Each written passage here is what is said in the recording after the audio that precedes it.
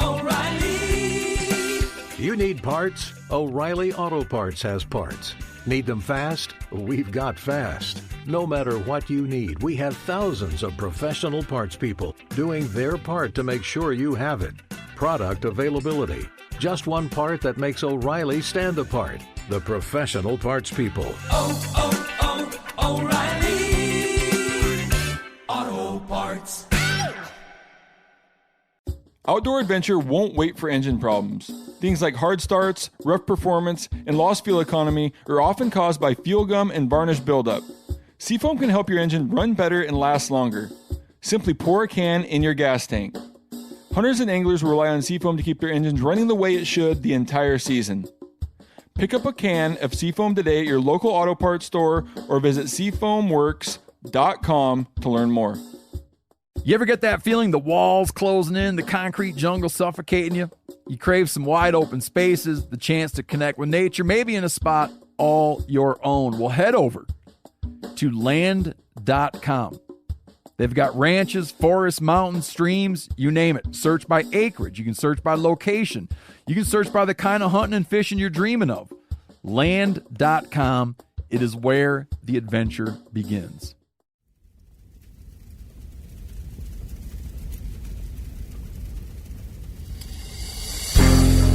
As a guide and hunter, I've spent thousands of days in the field. This show is about translating my hard-won experiences into tips and tactics that'll get you closer to your ultimate goal, success in the field.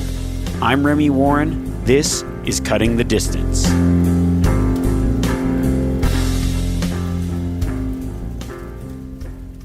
It's the middle of September and you find yourself in the elk woods. You've got a full week off work to chase bulls around. The area you're hunting is a little bit thicker, but unfortunately, the elk are not making a peep. No bugles to be heard. You know the bulls are there, but you just can't get them to respond. What do? Are these elk still callable? The answer is yes. And I want to go through this week on the effective ways to call to silent bulls. Everything from picking a spot through targeting loner elk, as well as the calls to make and the tools that will help you accomplish the illusion of a herd of cows that will get a lone bull to come in and investigate. Now, when I started guiding elk hunters, one of the things that I found was you really had to call in elk every week, whether the elk wanted to cooperate or not. And sometimes that felt impossible. There were weeks where you would bugle and bugle and bugle, and nothing would respond. Now, that could be because you're hunting too early and the rut hasn't kicked off yet, or it could just be that the area you're hunting has had a lot of pressure, or the bulls are just quiet, or maybe you're hunting later after the rut. So I started to really investigate this and try a lot of different tactics, and I found one that became extremely successful for calling in elk when nothing wanted to make a sound.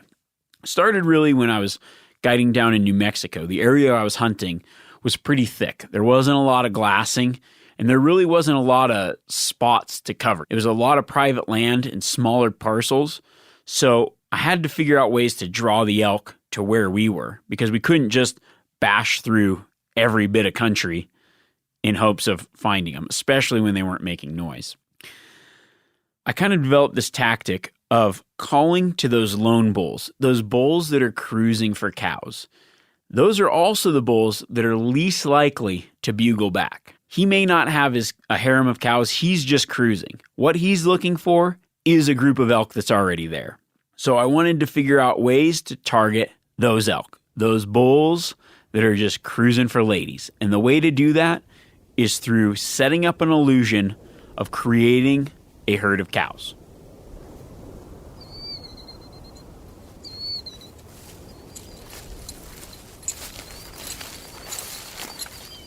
One story that really stands out in my mind, I was guiding in New Mexico, and I had one of those weeks that just nothing seemed to be going right. I could tell that bulls were hitting this meadow in the dark, but nothing would make a peep and nothing would come out during daylight hours. I could also tell that the elk were using this particular wallow. I decided, okay, the elk are coming from the timbered area to the west, and this wallow's right on the edge of the timber, and then it enters into a feeding area. I'd yet to see one in daylight hours, but I thought, why don't I create an illusion that there's a herd of elk cows out here, and hopefully draw a bull out of the timber where I could tell the tracks were coming in and out of. I was assuming that if he's going to go to the herd of elk, he'll probably hit this wallow first. He'll get mudded up, he'll get scented up, and then come in hot, trying to impress the gals. So I put him up in a tree stand that I set up over the wallow because I figured, well, even while I'm calling, he can have a better vantage from the tree stand and might just catch an elk that's cruising to wallow or even drink because it was fairly hot as well. And then I would go a little bit further out and start cow calling. So I started in the morning, hitting a few cow calls, and I had a whole slew of different cow calls. Everything from diaphragm calls to open reed calls, as well as some of those squeeze button calls. Might even have like a hoochie mama call and then one of the Carlton, what was it, a button call, or they call it something like that, in my pockets. Because what I wanted to do is sound like a bunch of different elk at once. So morning starts out, I give my bugles just to make sure there's no bulls around, nothing replying. Same as it's been the last few days. So I decided to work in my cow call sequence. Hitting some mews, just standard elk talk. Mew, mew, mew. Going off. A few of those little pocket calls. Nothing. All right. But I'm intentionally calling to a bull that I'm assuming is going to come in quiet. I'm trying to call to the lone bull that I'd cut tracks of that I'm hoping is looking for cows. The morning progresses. It's starting to get hot and nothing has shown up. So I'm going to divulge a little secret. This is something I rarely do. I started dozing off in between sets of cow calls because for two reasons. One, I was pretty tired. And two, I just get so impatient. I am not good at sitting there just being patient and calling. Take a little nap. And in between falling asleep, I'd wake up, hit a few calls, go back to sleep. That just kept me from over-calling, really. So I'm in between call sets. I'm laying there, the sun's hitting me. I'm like, man, there's definitely not going to be any elk right now, but there's really nothing else we can do. So I'll just keep calling. I open my eyes just slightly. I look off. As I open my eyes, there is an elk's foot within half an arm's length of my head. I could just literally reach my right arm out and grab this bull. I look up and this bull is directly over me. That elk knew exactly where those calls were coming from. He had pinpointed the exact location where I was calling from, yet had walked right to me. Now, the trouble is, I've never had this happen, and I have a bull. His head is literally right above my head. I'm worried that he's going to freak out and start stomping on me. I do not want him to see my eyeballs, so I'm just squinting and partially freaking out, thinking that he is at any second going to realize something's wrong and stomp me. When I woke up, I must have rustled a little bit because he kind of tilted his head down. So he's got his head down and I can see his eyeball maybe 3 feet from my face, and he's got his head down and his eye, he cocked his head sideways so he could look at me better. And I can just see his eye sort of bulging out of his head, and he's moving back and forth trying to figure out what the hell is at his feet. At this point, I am literally just praying this thing does not smash me and trying to not move at all. I do not want to open my eyes. I'm just squinting.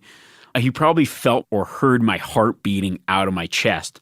He got a little antsy and trotted off, like spun around again and looked back where I was. I just continued to lay there until he moved off. Once he got out of sight, I let a few more cow calls out, snuck around, grabbed my hunter from the tree stand. I was like, dude, this big 6-point bull was just right here. At that point, I didn't tell him that I was asleep, of course. But so he comes down, we work. Luckily, the wind was good. I get him. We work into the wind, set up again, continue to call. This time, he actually kind of button hooks around just out of range of myself and the hunter. You say 55 yards, circles around, catches our wind, and blows out. Now, while we did not get that bull, it taught me two really good lessons. One in patience, and one in the fact that those elk know exactly where you're calling from. And that is going to play huge into the way that I set up my calling sequences for lone bulls.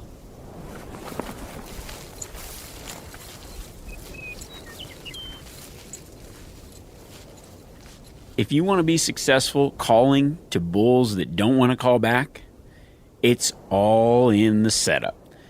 You really have to understand the type of bull you're calling to, and then you can really pinpoint the location on where to start your calling, because it is going to be a patience game, and you aren't going to get any verbal cues that that bull is going to come in, because the bull that you're calling to is going to be a solitary bull.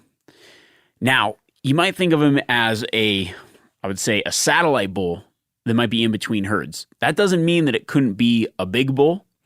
It's just a bull that's by himself. So the time of year is going to be a factor, but also you really have to know what that bull wants that you're calling to. The reason that he's not calling back is probably because he might be a little bit afraid that another bull will just round up his cows, run him off, or fight him off. What he wants to do is he wants to come in silent and investigate first. And that is actually the majority of the elk out there. It's not because that elk knows you're a hunter calling to him. It's because that's what that elk is doing if other elk are in his area. There's a lot of ways to pinpoint these lone bulls. And there's a few places that you can start your focus on. Let's say it's just been a hard week of hunting. The elk are not making noise, okay? Where are we going to start? Well, let's pick a time. Are you hunting a little bit earlier in the season? Do you believe that maybe the peak rut hasn't kicked off yet? Or are you hunting what should be the peak rut? Maybe they're just really hooping it up in the middle of the night, but during daylight hours, they aren't making any noise. Let's start with early, okay? What are some places that bulls will go by themselves? One of them is wallows. Now, in areas where a lot of water, yeah, you might be able to sit a wallow, but he may not hit that wallow when you want. Because you got to understand, what is a wallow? Well, a wallow is essentially a perfume factory for a bull elk during the rut. What they do is they urinate in that water, they roll around in the mud, that holds their scent on them. It's a way that they mark their territory, mark their bodies, create a aroma that when they run into that herd, they look beefed up, they smell good, and they're going to take those ladies. But that's also an easy to target elk with this kind of strategy, because he is ready to be entertained by your fake harem. You got it? Another scenario is an area where you're seeing a lot of elk sign, maybe around the edge of a feeding area. If you're hunting more timbered country, these open pockets, these open meadows are probably going to be the spots that the elk are going to be coming out at night. But if you aren't seeing them there in the middle of the day, they're off in the timber. However, if you create the illusion that the elk are out there now, like I did on that New Mexico hunt, you have a higher likelihood of drawing a bull that's hanging out in the timber out to investigate. These are curious elk that you're calling to, and they want to slip in, assess the situation, possibly pick off a cow to steal on their own with little to no confrontation. Now, it's not as fun as getting riled up bulls and bugling till your heart's content. I agree with that. There is a patience element that really sucks. And it's hard to be patient in an area where you aren't sure if there's elk. So you really have to pick your setups so you're not wasting your time calling to nothing. Ways that you do that are areas where you expect lone bulls to be and areas where you're seeing sign, but you just are not seeing the animals during daylight hours. O'Reilly Auto Parts are in the business of keeping your car on the road. O'Reilly Auto Parts offer friendly, helpful service and the parts knowledge you need for all your maintenance and repairs. If you're confused about what part you need, like what wipers are going to be the best, what replacement headlights are going to be the best, go into O'Reilly and talk to the people that work there, because they're great and they're super friendly, and they'll get you squared away where you walk out knowing you got the right thing. They've got thousands of parts and accessories in stock, either in-store or online, so you never have to worry if you're in a jam. Do you need your windshield wipers replaced? You need a brake light fixed? You need some quick service? They'll help you find the right part or point you to the nearest local repair shop for help. The professional parts people at O'Reilly Auto Parts are your one-stop shop for all things auto do-it-yourself, and you can find what you need in-store or online. Stop by O'Reilly Auto Parts today or visit us at O'ReillyAuto.com/MeatEater. That's O'ReillyAuto.com/MeatEater. We've all seen plenty of gadgets and fads come and go, but here's one product that stood the test of time: Seafoam Motor Treatment. Lots of hunters and anglers know that Seafoam helps engines run better and last longer. It's really simple. When you pour it in your gas tank, Seafoam cleans harmful fuel deposits that cause engine problems. I'm talking common stuff like hard starts, rough engine performance, or lost fuel economy. Seafoam is an easy way to prevent or overcome these problems. Just pour a can in your gas tank and let it clean your fuel system. You probably know someone who has used a can of Seafoam to get their truck or boat going again. People everywhere rely on Seafoam to keep their trucks, boats, and small engines running the way that they should the entire season. Help your engine run better and last longer. Pick up a can of Seafoam today at your local auto parts store or visit seafoamworks.com to learn more. You ever get that feeling you're stuck inside staring at screens and a primal urge kicks in? You crave wide open spaces, fresh air, the chance to connect with the land? Well, maybe it's time to find your own piece of the wild, but searching for property can be a maze. That's where Land.com comes in. They got millions of listings across the country, from mountain ranches to hidden fishing holes. Their search tools are like a seasoned guide helping you narrow down what you want. Land.com isn't just about buying and selling. It's about finding a place to hunt, fish, explore, or simply sit by a campfire and listen to the crickets. So head over to Land.com today to turn one day into today, because trust me, there's nothing quite like the feeling of standing on your own piece of earth. Another great spot to start calling to these lone bulls is areas where you smell elk. Use your nose to identify the location. That means that they're within an earshot oftentimes, but you might not be able to suss exactly where they are. It's always better to try to get them to come to you than blindly go into cover looking for them. So that's another great setup. And then the best setup is if you spot a lone bull moving on his own, that's the time to employ this tactic. Get to where he's going, create that cow sound, and then draw him in. Those are the bulls that draw in on a string because you've visually seen them. Maybe you lose them in the timber, but you can create this illusion of a harem of cows to draw them in. So now that we've covered the where to call, let's talk about the how. Let's set the scene. You are going to create a herd of elk. Now, I like to start a couple different ways. The first scenario is if bulls aren't making noise, I like to let them think that, hey, we're just a bunch of ladies looking for a lover. There's no bull here, just a bunch of cows hanging out. And I start by throwing out cow chatter. Now, cows will talk throughout the day. A lot of times as they're moving, and then also even when they're just bedded up. So if I find an area that looks good, I'm going to create the illusion of elk moving into the area and then set up in almost a bedding type scenario. Because it's going to take a while for that elk to come in, and you need to make sure that you're there long enough for him to slip in before he figures out what's going on and leaves. And you don't want to leave before he has time to get there. Like in that story where I took the nap and then the elk just walked right to me, I gave it ample time that I probably would not have done had I just gotten patient like I normally do and walked off and tried another spot.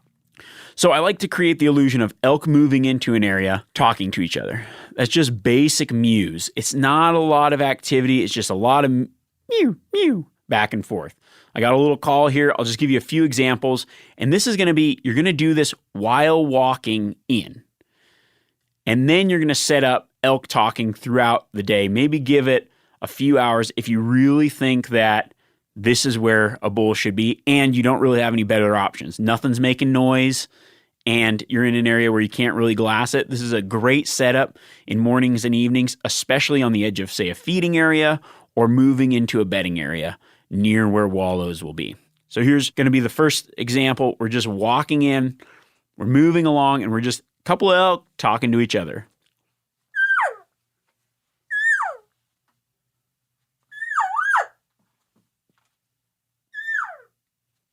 One of the tactics is just changing the direction that you're throwing those calls out.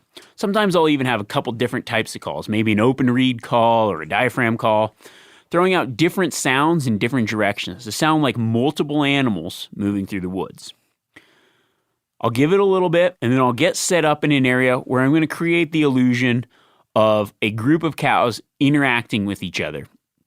This is going to be in hopes to draw a bull in to that particular location. I'm going to pick that location downwind of where I'm assuming the bull will come from. And that's really important because a lot of times when they come in, they're going to try to circle and catch your wind or smell the elk first. So you really want a good setup and really decipher, okay, what's the best location where a bull would be? And how do I put myself downwind of there to start my stationary calling? So we get set up, and what I like to do is I like to throw out a few more aggressive, what I would consider the aggressive side of cow calls. Something like cows talking, but also maybe a lead cow barking directions or even an estrus whine, a little bit longer, more drawn out cow call, because that can get the bull a little more curious. Another thing that I will throw out, aside from cow calls, is even just short spike bugles. Something that just kind of says, wonder what the hell's going on over there. But not so much that thinks, I don't really want to deal with that right now.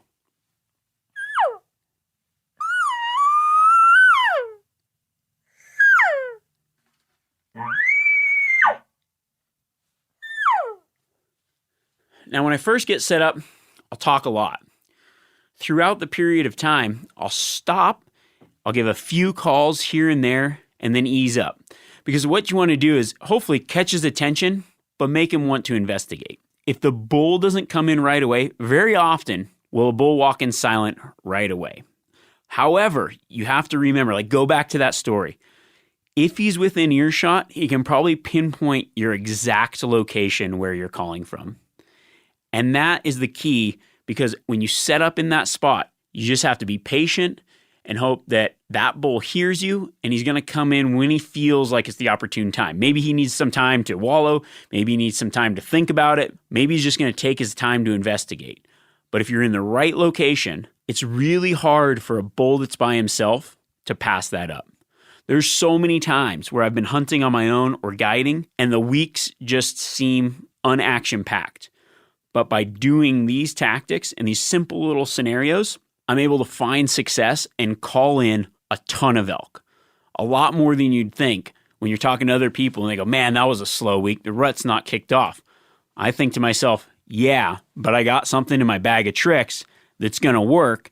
And whether the elk want to play or not, I know that by setting up that scenario and calling to the elk that's going to come in silent, I can still be successful. One last little tip to add to this realistic setup, which worked really well for me when I was guiding in New Mexico, and I would really concentrate this type of approach in good feeding areas, is I would essentially set up this illusion of cows by calling near feeding areas.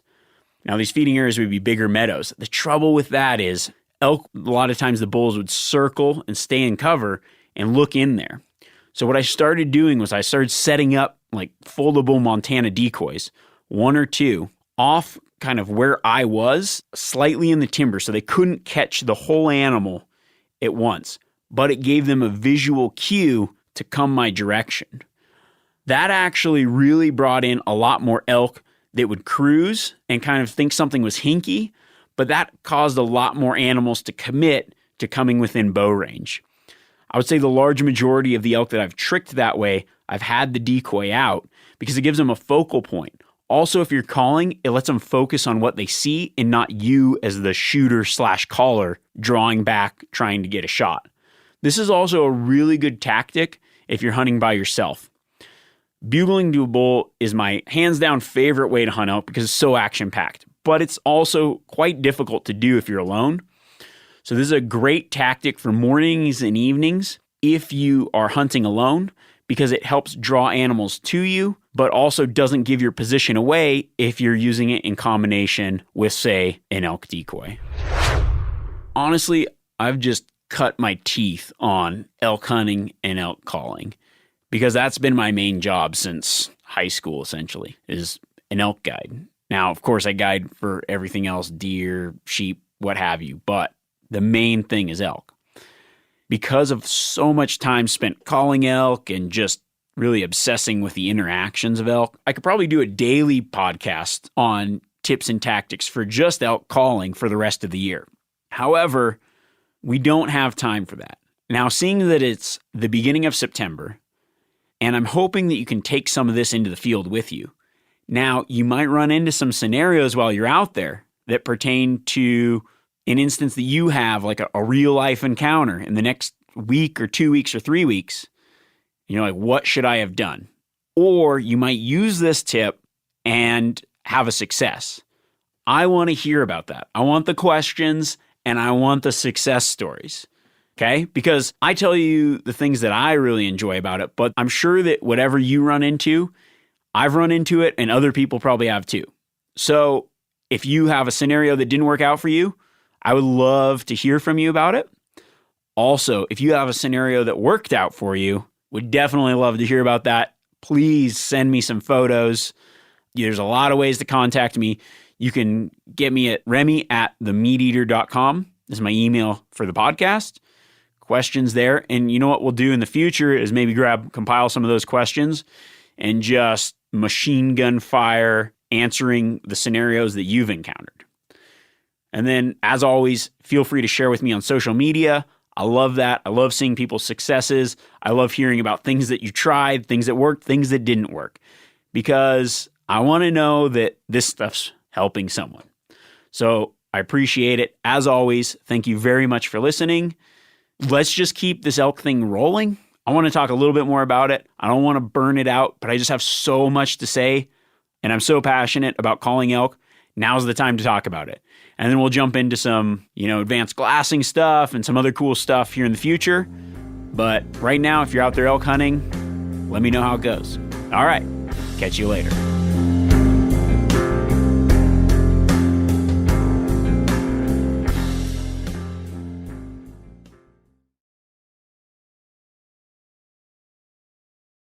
Outdoor adventure won't wait for engine problems. Things like hard starts, rough performance, and lost fuel economy are often caused by fuel gum and varnish buildup. Seafoam can help your engine run better and last longer. Simply pour a can in your gas tank. Hunters and anglers rely on Seafoam to keep their engines running the way it should the entire season. Pick up a can of Seafoam today at your local auto parts store or visit seafoamworks.com to learn more. You ever get that feeling the walls closing in, the concrete jungle suffocating you? You crave some wide open spaces, the chance to connect with nature, maybe in a spot all your own. Well, head over to land.com. They've got ranches, forests, mountains, streams, you name it. Search by acreage. You can search by location. You can search by the kind of hunting and fishing you're dreaming of. Land.com. It is where the adventure begins.